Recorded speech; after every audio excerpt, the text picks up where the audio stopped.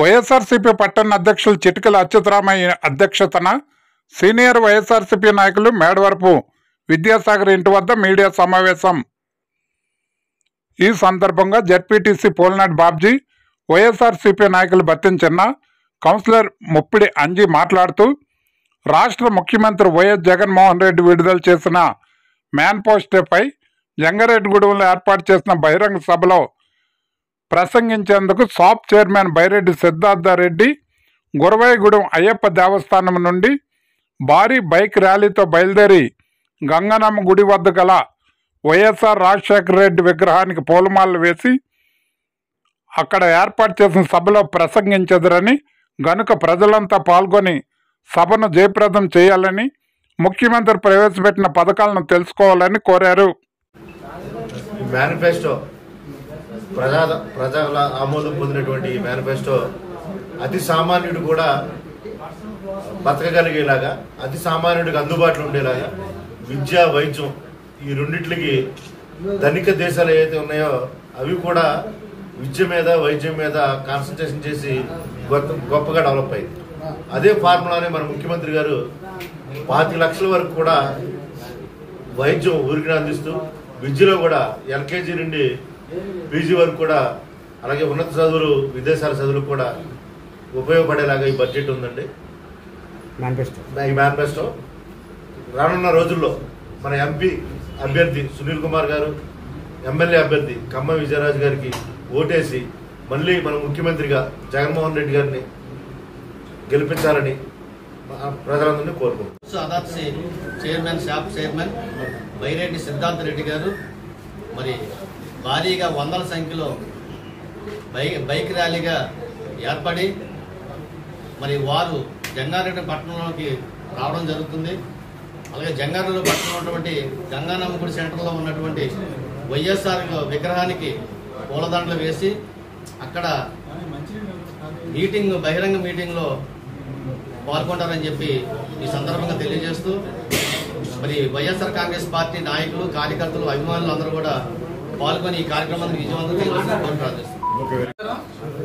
జగన్మోహన్ రెడ్డి గారు నిన్న ఏదైతే మేనిఫెస్టో రిలీజ్ చేశారో ఆ మేనిఫెస్టో గురించి రాష్ట్రంలో ఉన్న ప్రతి మహిళలు, ఈ రాష్ట్ర ప్రజలందరూ కూడా టీవీలకి అతుక్కుపోయి మరి చూశారు. నిన్న మనం చూసిన విధానం, జగన్మోహన్ రెడ్డి గారు ఏదైతే ప్రకటిస్తారో అవన్నీ కూడా చెప్పాడంటే చేస్తాడు.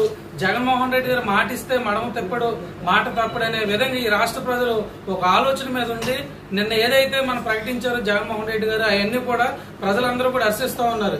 ఎందుకంటే ఉచితాలు మరీ ఎక్కువ ఇవ్వకుండా గతంలో 2019 నుంచి 24 వరకు ఏ విధంగా అయితే పథకాలు ఇచ్చారో ఆ పథకాలను కొంచెం పెంపించి పెన్షన్ ఒక 500 పెంచారు. అలాగే అమ్మఒడి ఒక 2000 పెంచడం జరిగింది.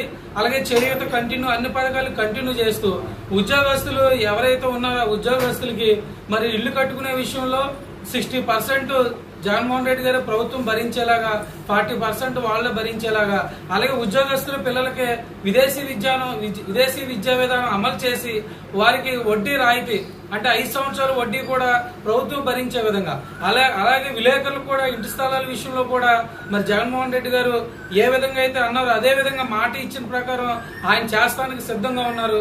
ఈ రాష్ట్ర ప్రజలందరూ కూడా జగన్ అయితేనే చేస్తాడు, జగన్ అయితేనే అన్ని నమ్మకంగా ఉంటదని చెప్పి ప్రజలందరూ విశ్వసిస్తా ఉన్నారు.